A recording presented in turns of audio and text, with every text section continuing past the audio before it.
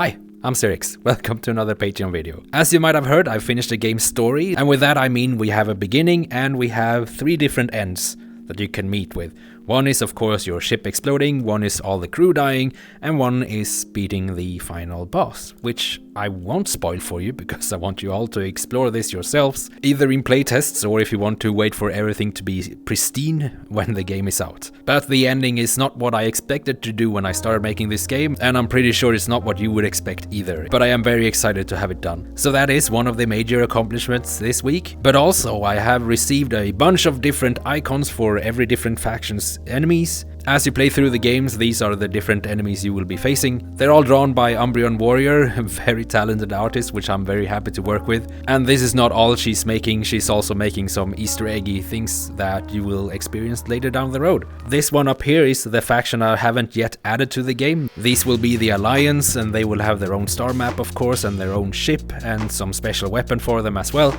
And adding them into the game is pretty high priority for me. But another thing I'm really looking into right now is especially optimizing the buttons in here, because right now they use a lot of performance for people with bad computers, and to be honest, even my own computer takes quite the hit from them. So I can only imagine how horrible it is to run the game with less than average system specs in your computer, and I don't want to have that on me when people are playing the game. So yesterday I managed to do a major improvement for how the buttons works, but I'm not happy with it yet, and I will keep looking into it. And this whole thing with me looking into it might in the end up with the game actually being desktop compatible.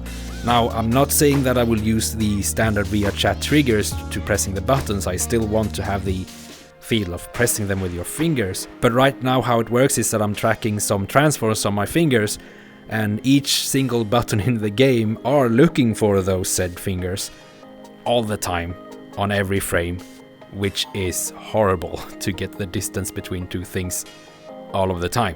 Now what I did yesterday is basically to compress it a little bit, so it's only looking for your fingers when you are close enough to begin with, and it's only looking for fingers for the station you are in charge of. Before it was looking everywhere for everything. So you can imagine that brought up the frames a little bit in here at least, but not enough for me. I wanted to be more pristine. Of course there are still some bugs lingering about that I haven't yet found the reason for.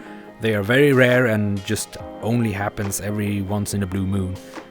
Difficult things to handle with. But I will also low-key try to start working more on the soundtrack now, so you will probably see me sitting a lot more in FL Studio, not for doing sound design anymore, but for making the actual soundtrack. And of course, if you want to playtest the game, please reach out to me, have a crew of 5, and we can do that. Playtests are super important right now to find the right balance throughout the sectors, especially on the boss fights, so that they are not impossible to beat, which I fear they are right now, or that they are too easy to beat even. Maybe, I don't know. We will see, that's what the playtests are for. So please reach out to me or have a look in the Discord every now and then when I'm announcing that I'm doing a playtest on my own terms. But it's always fun to have new players in here, but it's also very important to have you experienced playtesters in here, who I put into the category of people that might be able to beat the game.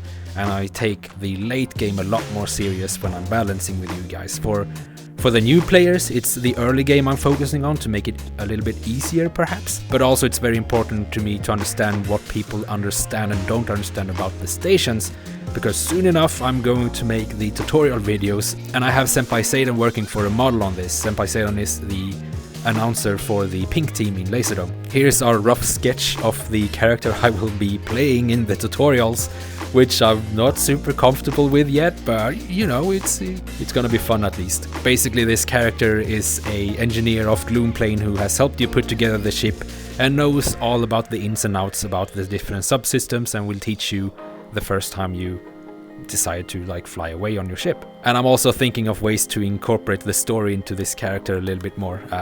So yeah, there's a lot of exciting things I have in the pipeline right now, and I'm not sure where to begin, to be honest. Probably the optimizations. I mean, that's important now that I'm gonna try to get more playtests in here. Another thing I've added that you might have seen in the high score room is that we now have a camera for the endgame screen that will put your camera perfectly in place, take a photo with the score and everyone playing visible in the photo, and then you just stick your personal camera into the box and you will save your photo that way, which is very cool. I want everyone to be able to share their pictures of their score and who played in it and all that. And having that looking the same it's pretty neat. Now, of course, the background of this photo will change depending on where you may end up getting into the game. So thank you so much for being a Patreon. As I've said before, your support is really helping me justify buying programs to make the models in, like SketchUp Pro, Creative Cloud to make these videos, and Photoshop and all that in that same package. But also as well a few assets packs for the Skybox, as I mentioned last time. But also, let's not forget, it allows me to expand on my music program, buying more VSTs and plugins. Hardware wise, as you can see here, I'm pretty much set. I don't have any cravings for more hardware, but there is always a new plugin that can help me improve my music and my work a lot. For example, this wire tape recorder that I will be using for my tutorial videos when I speak through the old intercoms in the station to the players in the ship,